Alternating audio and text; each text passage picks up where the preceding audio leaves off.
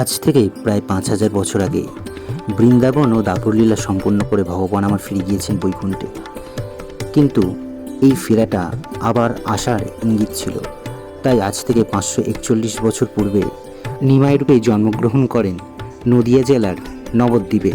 তিনি নাম সংকীর্তনের মধ্য দিয়ে ৮ থেকে ৮০ বছর সমস্ত আবাল বৃদ্ধ বনিতাদেরকে নিয়ে তিনি ভক্তি আন্দোলন করেছিলেন এবং সেই সংকীর্তন রসে সমৃদ্ধ করেছিলেন আপামর জনগণকে। জাতি ধর্ম বর্ণকে একত্রে মিলিয়ে দিয়ে উনি হয়ে উঠেছিলেন পতিত পাবন। সুতরাং নদিয়া জেলার নবদ্বীপ শুধু একটি দর্শনীয় স্থান নয়, এটি একটি তীর্থক্ষেত্র বা ধাম, যেটি বৃন্দাবনের সমতুল্য। তাই আজকের পর্বে আমরা মায়াপুর থেকে যখন নবদ্বীপ ফিরব, সেই ফেরার পথে নবদ্বীপের আনাচে কানাচে উল্লেখযোগ্য মন্দিরগুলো দর্শন করব। তাই সকাল সকাল বেরিয়ে পড়লাম মায়াপুর থেকে নবদ্বীপের উদ্দেশ্যে।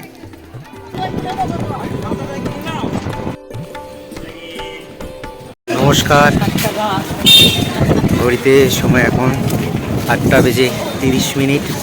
আমরা এই মুহূর্তে মায়াপুর ছেড়ে আবার চলে আসছি নবদ্বীপে। তার জন্য খেয়াঘাট পার হতে হবে। আর এই যে এখান থেকে টিকিট কেটে আমরা চলে যাব আবার নবদ্বীপে, কেননা আজকে আমরা নবদ্বীপে সাইট সিইং করে আজ দুপুরে ট্রেনে ফিরে যাব আমাদের হাওড়াতে। আর কেননা তাড়াতাড়ি ওখান থেকে বেরিয়ে এলাম, তার কারণ হচ্ছে আপনার যেহেতু দুপুর 12টার পর থেকে মোটামুটি 3টে পর্যন্ত মন্দির বন্ধ থাকে। আর নবদ্বীপে যদি একটু বেশি করে সাইট সিইং করা যায়, মানে পুরানো মন্দিরগুলো যদি বেশি করে দেখা যায়, সেক্ষেত্রে সময়টা ঘন্টা 2 থেকে ঘন্টা 3 লাগতে পারে।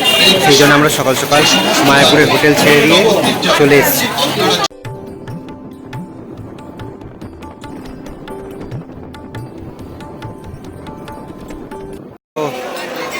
আমরা মোটামুটি ওই নবদ্বীপ যে ঘাট আছে, ফেরিঘাট আছে, সেই ফেরিঘাটে মানে যেটা আর কি হুলোর ঘাট বলে, সেই ঘাটের বাইরে থেকেই আমরা একটা টোটো করে নিয়েছি। আমাদেরকে নবদ্বীপের বোথ সাইড ঘোরাবে। আমাদেরকে প্রথমে বলেছিল 800 টাকা করে নেবে, কিন্তু একটু বার্গেনিং করার পর 700 টাকা করে নেবে। যেহেতু আমরা দুজন আছি, সেক্ষেত্রে আমাদের ক্ষেত্রে রেটটা একটু বেশি পড়ে গেছে।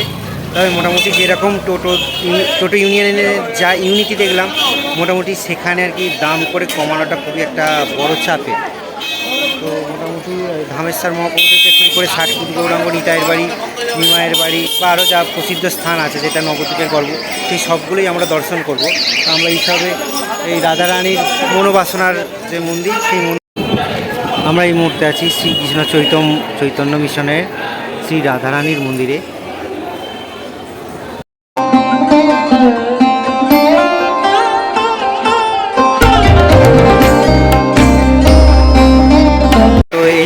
চলে এসেছি এই রাধারানী মন্দিরের নিচে যে গুপ্ত বৃন্দাবন আছে, মানে এখানে বৃন্দাবনের লীলা কাহিনীগুলোকে সব কিছুকে বর্ণনা করানো আছে বিভিন্ন মূর্তির মাধ্যমে।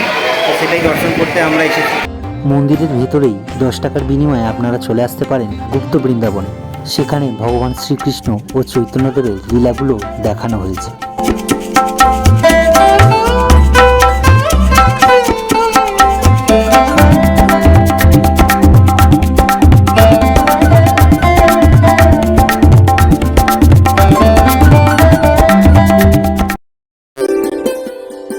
আমরা এই মুহূর্তে এসেছি আমাদের মহাপ্রভু গৌরাঙ্গের বাড়িতে, অর্থাৎ তার পিতা জগন্নাথ মিশ্রের বাড়িতে। কথিত আছে এই নিমবৃক্ষের তলাতেই নাকি মহাপ্রভুর জন্ম হয়েছিল, তাই তার নাম হয়েছিল নিমাই।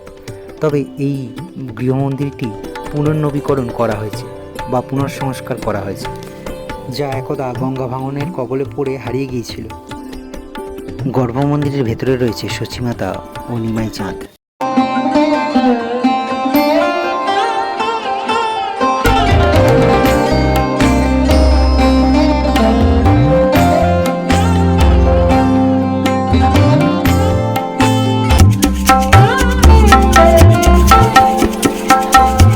আমরা নিমাইয়ের বাড়ি থেকে চলে এসেছি এখন যে 60 ফুট গৌরাঙ্গের মূর্তি আছে সেইখানে। আর বিশাল, এটাই হচ্ছে গৌরাঙ্গের মূর্তি সারা ভারতবর্ষের মধ্যে সবথেকে বৃহত্তম। এর থেকে বেশি বড় মূর্তি আর বোধহয় শ্রী গৌরাঙ্গের অন্য কোথাও নেই। এই বড় মূর্তি প্রাঙ্গণে চৈতন্য মহাপ্রভু থেকে শুরু করে শ্রীকৃষ্ণের বিভিন্ন লীলা দেখানো হয়েছে। তার সাথে একটি রাধাকুণ্ড ও শ্যামকুণ্ডের অনুকল্প দেখানো হয়েছে, যেখানে তারা জলকেলি করছে।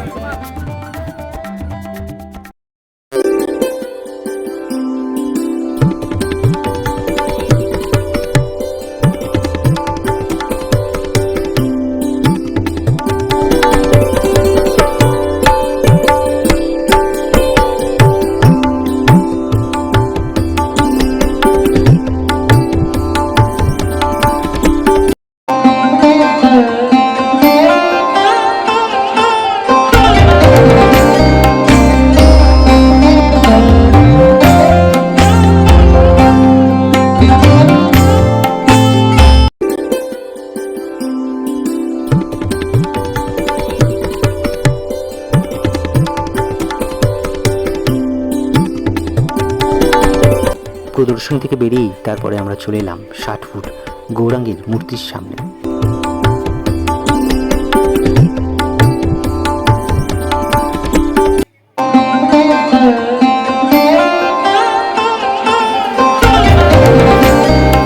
তারপরে চলে এলাম নন্দনাচার্যের গৃহে, যেখানে নিত্যানন্দের সাথে মহাপ্রভুর মিলন হয়েছিল। তারপরে চলে এলাম নদিয়ার নবদ্বীপের বিখ্যাত সোনার গৌরাঙ্গকে দেখতে।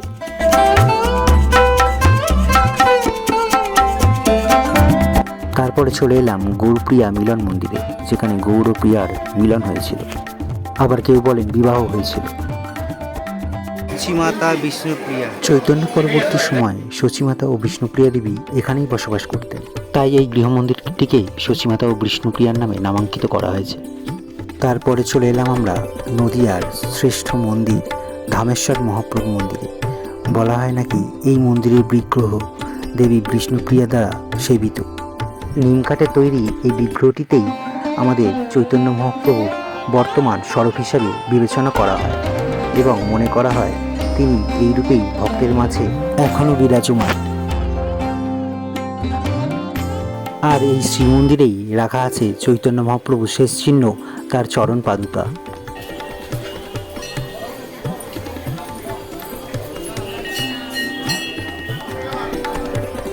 তারপরে আমরা চলে এলাম নবদ্বীপের ঐতিহ্যমণ্ডিত মা ভবতারিণী ও পোড়ামায়ের মন্দিরে। এই দুই মন্দির একত্রে পাশাপাশি পোড়ামাতলায় অবস্থিত। ইনি হলেন মা ভবতারিণী, যিনি সবরূপী শিবের ওপর পদ্মাসনে অধিষ্ঠাত্রী হয়ে আছেন। আর এনার নাম অনুসারেই দক্ষিণেশ্বরে জগদেশ্বরী ঠাকুরের নাম রাখা হয়েছিল মা ভবতারিণী।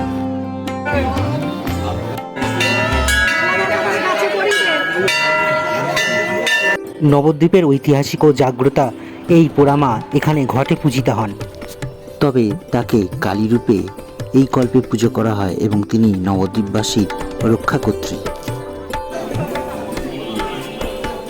তারপরে আমরা চলে এলাম সমাজবাড়ির প্রাঙ্গণে। সমাজবাড়ি আশ্রমের রাধাকৃষ্ণের মন্দিরটি অতীব সুন্দর, যা শিল্পের সৃষ্টির নান্দনিকতার নিদর্শন রাখে।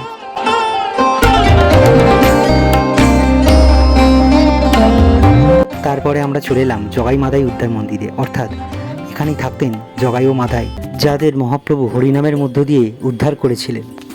তারপরে চলে এলাম পঞ্চতত্ত্বের অন্যতম শ্রীবাস পণ্ডিতের অঙ্গনে, যেখানে মহাপ্রভু নাম সংকীর্তন করতেন। এই বিগ্রহটি হল নিত্যানন্দ প্রভুর ও তার দুই স্ত্রী জাহ্নবা ও বসুধার। সেই মন্দিরেই সাজানো আছে যত গোপী তত কৃষ্ণ করে রাসমঞ্চ, তার সাথে মহাপ্রভুর সংকীর্তন মণ্ডলীর।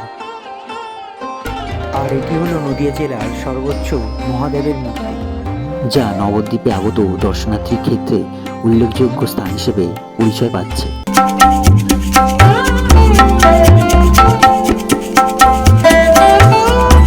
সর্বোচ্চ শিব মূর্তি দেখে আমরা চলে এলাম জলের মন্দিরে। এটাই আকর্ষণীয় যে মন্দিরটি জলের মধ্যে অবস্থিত। মন্দিরেরই অন্য একটি সাইডে একটি পশু সংগ্রহালয় আছে, সেখানে রাখা হয়েছে কয়েকটি নবজাতক থেকে শুরু করে বয়স্ক হরিণ, যেখানে আপনারা তাদেরকে 10 টাকার বিনিময়ে খাবার সংগ্রহ করে খাওয়াতে পারবেন।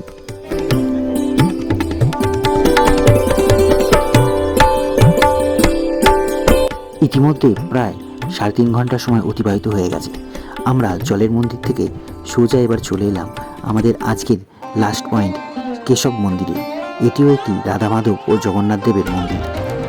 তবে দুপুর 12:30 বেজে যাওয়ার জন্য আমরা মন্দিরের বিগ্রহকে দর্শন করতে পারিনি। তারপরে সোজা টোটো করে চলে এলাম নবদ্বীপের স্টেশন সংলগ্ন একটি ভাতের হোটেলে। সেখানে 100 টাকা দিয়েই সারলাম আমরা দুপুরের লাঞ্চ। আজকে দুপুরে থালিতে নিয়েছিলাম একটি ডিম থালি ও একটি চিকেন থালি।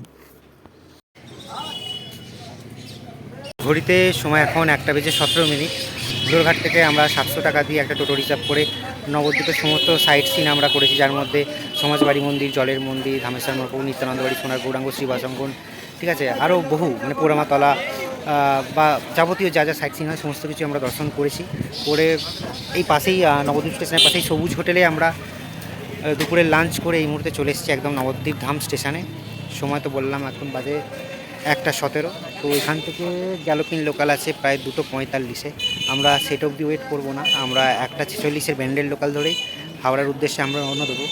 ভগবান শ্রীকৃষ্ণ যেমন মাতিয়েছিলেন বৃন্দাবন ধামকে, অনুরূপভাবে যুগাবতার শ্রী চৈতন্য মহাপ্রভু বা নিমাই মাতিয়েছিলেন আমাদের পশ্চিমবঙ্গের নবদ্বীপ ধামকে।